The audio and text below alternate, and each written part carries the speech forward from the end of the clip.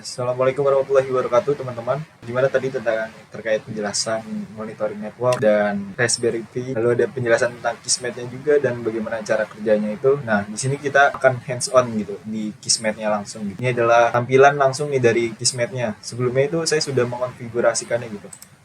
Di sini saya membuat remote ya, menggunakan aplikasi VNC. Nah, ini adalah Raspberry Pi saya. Jadi saya sambungkan gitu dengan komputer saya yang di sini menggunakan kabel LAN, lalu saya meremote-nya dengan satu jaringan sama yaitu dari kabel LAN-nya tersebut. Jadi sebelumnya ini Kismetnya sudah diinstal dan dijalankan di dalam Raspberry Pi-nya ini gitu. Dengan cara membukanya yaitu tinggal kalian buka nih di komputer kalian menggunakan IP dari Raspberry Pi-nya itu dengan port 2501 dan nanti akan langsung terbuka seperti ini. Nah, sebenarnya gunanya Kismet ini adalah sebagai information wireless gathering gitu. Jadi kita mendapatkan beberapa informasi gitu atau banyak informasi mengenai sinyal wireless apa saja gitu yang berhasil ditangkap oleh si Kismetnya ini menggunakan bantuan yaitu tadi adalah alatnya itu Raspberry Pi, lalu ada wireless adapter dari TP-Link TL-WN7527N dan jadi hanya butuh cukup dengan wireless adapter itu, jangan menggunakan monitoring mode-nya.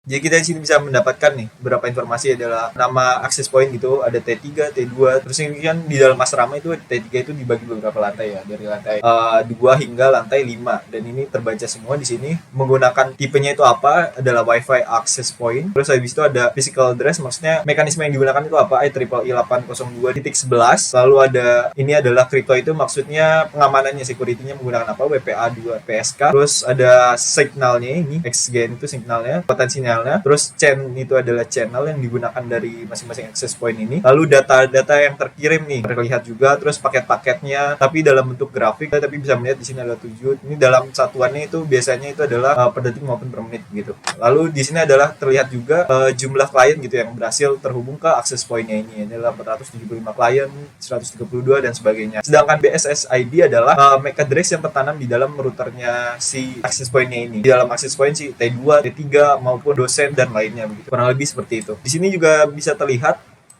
channel yang digunakan dari masing-masing access point gitu. Ada yang bekerja di 2400 GHz, ada yang bekerja di 214. Kita lihat di sini ada berapa tuh device-nya, 6. Terus habis itu di channel 1 ada 2417 dan ini adalah graphic cam gitu. Kita lihat juga bisa menggunakan grafik historical seperti ini.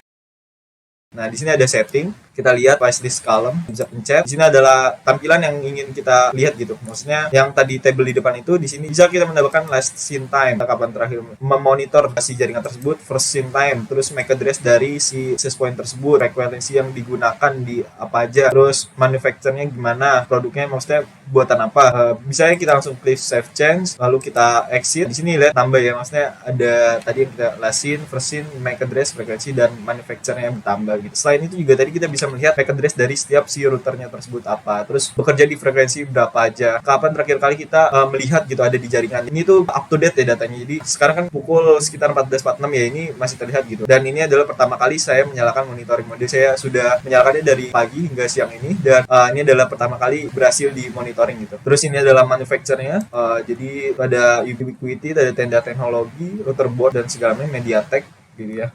Oke, kita tadi sudah melihat ya tampilan dari depan ini. Biasa kita juga bisa menyetingnya gitu, settingnya di sini. Terus kita bisa centang di WPA handshake itu kira-kira yang berhasil kita koneksikan gitu. Nanti ada tanda merah sendiri, terus ada juga kita bisa melibatkan Bluetooth device, berarti nanti kelihatan ya warna biru, terus Wi-Fi device gitu, nah hijau gitu. Coba kita klik save. Nah, ini sudah terlihat gitu. Yang hijau ini merupakan access point, maksudnya dari Wi-Fi gitu. Tapi yang merah ini bukan berarti nggak bisa gitu. Jadi kita sudah pernah tersambung ke access point-nya tersebut. Ini yang biru ini adalah merupakan jaringan Bluetooth. Jadi nggak sekedar hanya wireless yang terbaca, tapi Bluetooth juga gitu ya kurang lebih. Oke, kurang lebih seperti itu. Mungkin kita coba ke arah yang SSID. Di sini bisa lebih terfilter lagi gitu. Dari sekian wireless dan Bluetooth yang tersaring itu apa aja sih? Ada aku, Realme, Hotspot, Bulilis, dan sebagainya. Dan ini adalah encryption yang digunakan. Terus lainnya banyak. Ini adalah AP Nexus 1, AP Nexus 2, T3, dosen, T4, T2. Kita kembali lagi ke setting, mungkin kita bisa lihat di setting lagi, ini adalah GPS status, dan ini juga sebenarnya bisa ya untuk membaca pesawat apa aja yang ada di dekat kita gitu. Jadi nanti Kismet ini bisa menangkap sinyal-sinyal pesawat yang lewat di atas kita, tapi menggunakan tools tambahan biasanya. Kurang lebih seperti itu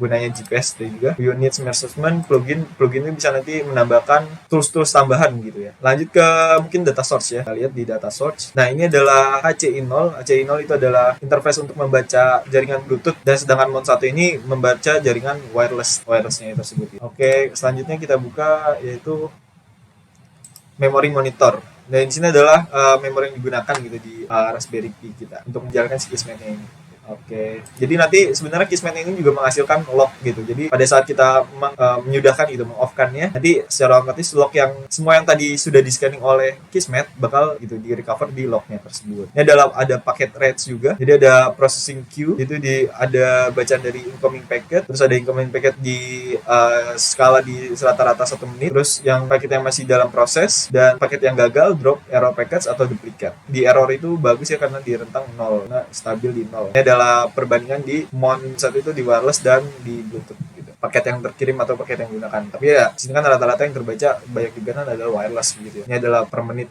paket. Kurang lebih seperti itu di packet threads, dan mungkin nanti kita bakal ke ininya.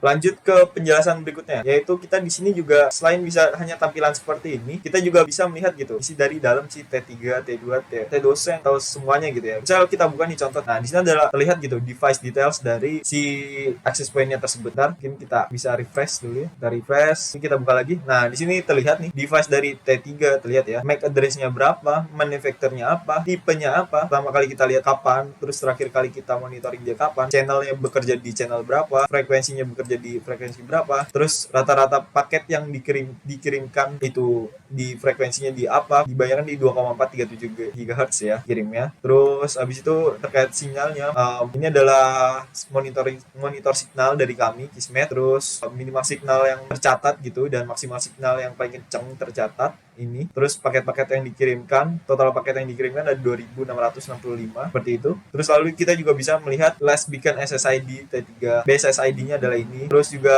tadi sama total paket segala macam. Nah, di sini kan tadi yang merah itu tandanya kita sudah berhasil terhubung gitu. Berhasil melakukan handshake gitu intinya. Maksudnya berhasil terhubung ke T3. Di sini kita juga bisa download backup filenya segala macam. Terus encryption yang digunakan apa? Tadi ada MFT. MFT itu seperti Management Frame Protection yang digunakan yaitu menggunakan standar 802.11 gitu IEEE. Terus channelnya tadi apa? HT mode. Terus kita bisa lihat lagi ke bawah beacon rate-nya 10 per second. Beacon rate itu seperti si access point-nya ini melakukan broadcast itu berapa detik sekali gitu untuk ngecek gitu bahwa klien itu masih terhubung apa enggak. Maksudnya melakukan ngecekan monitoring terhadap kliennya itu gitu. Setiap 10 per detik gitu. Terus habis itu shared hardware-nya. Di sini ada klien-kliennya terlihat MAC address semua dari klien yang terhubung gitu ya. Dan kita juga bisa melihat gitu ya, membuka gitu. Ini adalah contoh satu kliennya gitu. Nah, ini terlihat klien-kliennya juga, manufacturer Infocom, Wi-Fi Bridge. Jadi selain kita bisa melihat punyanya si access point, tapi kita juga bisa melihat kliennya juga yang terhubung gitu. Di sini beberapa informasi bisa kita dapatkan dari mulai namanya dan MAC address dari si klien, cat graph yang terkirim, terus scene-nya ini. Kurang lebih seperti itu ya. Jadi nggak sekedar hanya tampilan seperti ini, jadi kita bisa melihat juga klien-klien yang terhubung, terus mulai sistem apa saja yang ada di access point-nya ini gitu ya. Terus paket graph-nya, scene B-nya tadi sama. Nggak cuma hanya di T3 tapi di semuanya begitu ya. Jadi kita bisa melihat. Selanjutnya adalah mengenai Kismet itu tidak hanya sekedar untuk memonitoring network, tapi dia juga dapat dijadikan sebagai WIDS atau IDS, Wireless Intrusion Detection System gitu ya. Jadi setiap nggak sekedar hanya memonitoring network, tapi setiap serangan yang diluncurkan gitu, maksudnya diserang kepada access point, mana saja yang berhasil kita monitoring, ataupun access point apa saja yang memiliki kerentanan, dan si Kismetnya ini dapat membaca semuanya gitu, kurang lebih seperti itu. Jadi di message-nya ini biasanya muncul gitu, alert warna merah seperti itu. Jika emang ada terjadi suatu serangan atau kerawanan yang ada di access point-nya tersebut. Kalau ini yang kuning itu macam-macam ya. Ada yang sebuah klien berhasil terhubung ke suatu access point gitu atau Bluetooth ya. Lebih seperti itu. Tapi kita bisa melihat nih semua serangan atau vulnerability-nya di bagian alerts-nya ini. Nah, di sini terlihat ini adalah contoh dari serangannya yang terjadi, ada dimulai discount, terus kelasnya apa exploit, terus tingkatnya adalah dari high hingga low kebaca, terus kapan waktu serangan atau kerawanan itu muncul, transmitternya, lalu ada source awalnya dan tujuannya arahnya kemana, dan ini ada penjelasannya. Ini misalkan terjadi di AP Nexus 1 gitu. Ini ada at crypto chance gitu, ataupun crypto dorp. Atau crypto dorp ini juga bisa diartikan, maksudnya salah satu serangannya yaitu seperti menurunkan kualitas keamanannya gitu yang terjadi di routernya gitu. Jadi mungkin nggak tahu si administrator lagi mengotak-atik keamanan terkait AP-nya, ataupun ada penyerang yang berusaha melakukan merusak gitu ya. Terus ada disconnect invalid. The outflow ini biasanya terjadi ketika ada suatu serangan ingin crack, tapi seperti kita menggunakan AI replay ke si access point, salah satu access point-nya ini. Jadi kita memutuskan semua jaringan klien yang ada di access point-nya ini sebelum kita melakukan crack terhadap passwordnya gitu. Sehingga kita kan mendapatkan cap-nya gitu, maksudnya file-file cap jaringan yang sudah terbaca. Terus ada bcache discount juga sama seperti di outflow, dan ini adalah no client MFT gitu. Dan terakhir seperti suatu protokol yang tidak sesuai dengan standar IEEE gitu. Jadi no client MFTP ini digunakan sudah usang gitulah intinya, tapi si router ini masih bisa menggunakan ini gitu. Jadi does not support management frame protection gitu, yang benar menurut si IEEE 802.11. Jadi nggak hanya cuma serangan, ini kan ada juga nih, kelasnya ada exploit, spoofing, terus ada denial, kurang lebih seperti itu untuk penjelasannya. Mungkin teman-teman penasaran bagaimana contoh simulasi gitu terkait misalnya ada serangan, apakah langsung kebaca di Kismet atau tidak gitu. Nah, di sini saya coba akan meng-crack gitu ya. Wi-Fi ada access point gitu yang ada di sini gitu. Kita bisa iron. Tadi sebelumnya kita inikan dulu ya Airmon NG, kita nyalakan start mon 0 gitu ya. Ini sudah jalan. Baru kita iron dam menggunakan mon 0. Oke, di sini kebaca semuanya. Setelah kebaca baru di sini mungkin kita bisa ini aja. Buka di sini, kita split aja. Oke. Sudo su kali. Oke, kita lihat sini ya. Baru kita irodam. Terus min c gitu kita buat dulu pcap filenya gitu. Min c, terus misal kita pengen AP Nexus 1 ya, dia bekerja di channel 11, terus min BSSID-nya berapa, kita ketik 4E, nah ini udah pernah saya ini, 4E, 5E, 0C, EF, CDAB, mungkin AP Nexus 1 aja ya, CD, terus baru AB. Oke, misal coba gitu ya, coba 1, 0, oke, coba crack.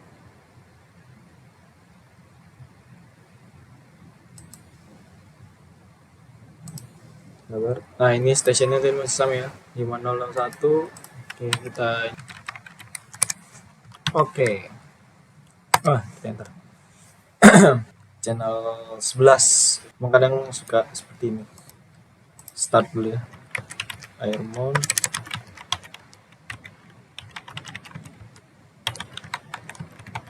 Oke, baru kita coba lagi. Nah, sending the authentication. Nah, di sini nih langsung kebaca di upload. Nah, tadi sama ya MAC address-nya kita bandingkan gitu ya. Dengan MAC address yang ini 4E, 5E, 0C, EF, CDAB. Nah, gitu. Jadi seperti itulah kurang lebih. Jadi gunanya si Kismet ini buat sistem WIDS, Wireless Intrusion Detection System. Jadi pada saat ada yang berusaha untuk menyerang gitu, langsung aja kebaca di sini. Kurang lebih seperti itu untuk Kismet ya. Dari mulai device kebaca, terus kita bisa membaca dalamnya juga. Ini adalah tabel-tabelnya, dan wireless dan Bluetooth semuanya kebaca. Terus ini adalah contoh-contoh kerawanan atau serangan yang terjadi pada access point gitu ya. Jadi kita bisa menggunakan Kismet ini sebagai intrusion detection system.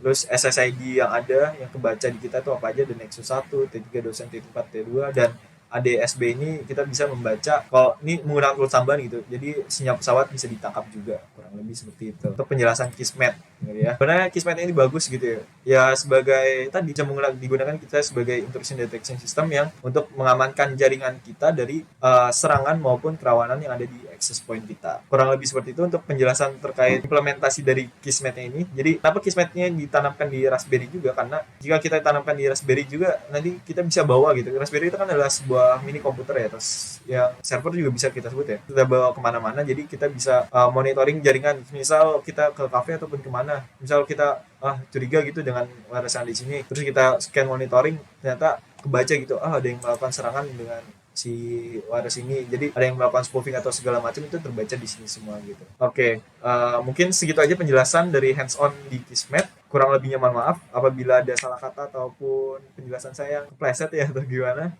Mohon dimaafkan karena kekurangan datangnya dari diri saya sendiri dan kelebihan hanya datang dari Allah semata. Kurang lebihnya mohon maaf. Wabillahi taufiq wal hidayah. Assalamualaikum warahmatullahi wabarakatuh. Terima kasih.